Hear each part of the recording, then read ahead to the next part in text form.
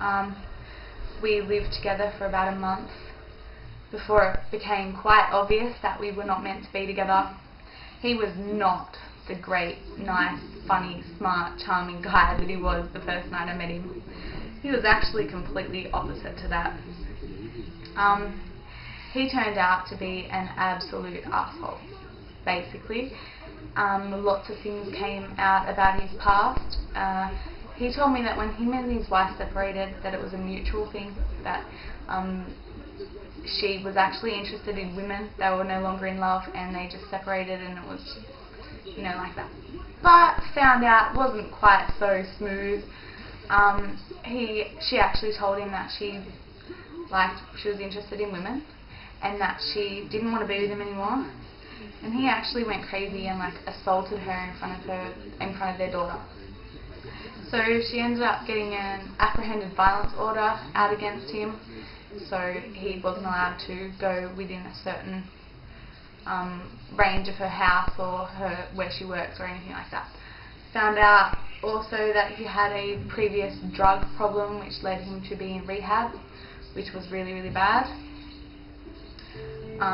And also found out that he had a criminal record. So he was just not the person who I thought he was and who everyone thought he was. He had this nice guy facade that he kept up so well. So we lived together for about a month before I realised that he was just a crazy psycho. And once he started screaming at me and stuff, I was just like, okay, I am out of here. So I moved back home with my parents, which is where I am now. Yay! And basically, after I moved out, he just kept ringing me and harassing me. One second he'd be yelling at me, and the next second he'd be like, oh, I love you, please come back. So he was crazy. I said to him if he doesn't stop ringing, I was going to change my number and call the police. And so he stopped calling me. I would call him when I would have a doctor's appointment, a doctor's or midwife's appointment. I called him after I had the ultrasound to determine the sex of the baby, and I told him we're having a boy. He was really excited. And then I think I was about 23 weeks pregnant. It was a couple of weeks after I found out that I was having a boy. He rang me up and said, are we ever going to be together again? And I said no. The things from your past scare me. The way that you started to treat me when we lived together scared me. And when the baby is born, when you see the baby, it's going to be supervised visitation. I'm not going to leave you alone with our son. And he said, well, actually I've been thinking, and I think that the best thing to do is to put the baby up for adoption. And so when he mentioned adoption, I just lost it, because there is absolutely no way in a million years that I will put my baby up for adoption. I have loved this baby since the second I found out I was pregnant, so the thought of adoption was just absolutely ridiculous, and so I snapped when he said that, because it was just a joke. And then he's like, well, if we're not going to be a family and we're not going to be together, then I don't want anything to do with you or the baby. So basically, I don't want my name on the birth certificate. I don't want to see photos when he's born. I don't want him to contact me when he's older. I don't even tell him my name.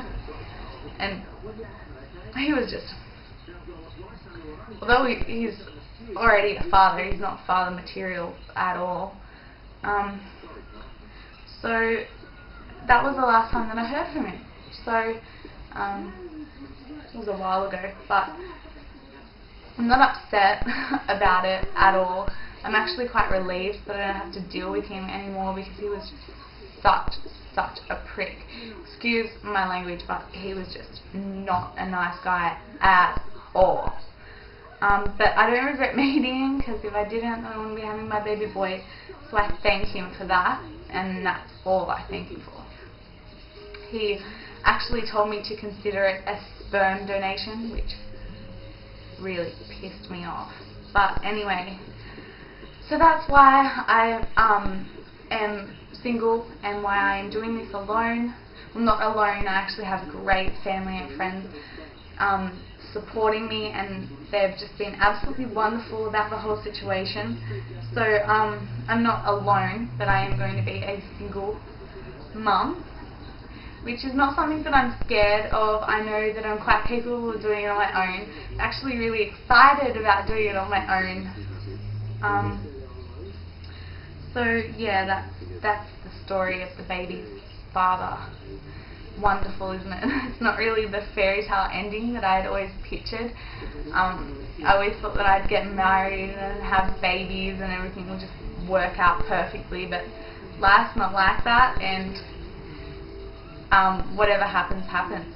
Basically, things just went really, really fast with us, and that's how it was. But he's gone now, and c'est la vie.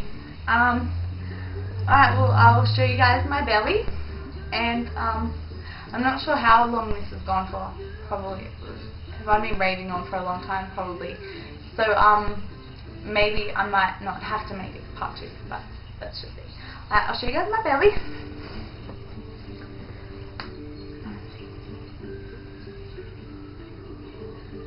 37 weeks, and he's all down here. He's all really, really low. My belly is like completely flat now. It's just like a little bit of like a lift thing, but yeah, my belly button's flat. Still no stretch marks, which is unfreaking believable. But hey, whatever happens, happens. Alright, well, I think that's it for week 37. See you guys next week for week 38. And I hope everyone's doing well. Take care, and I'll see you soon. Bye.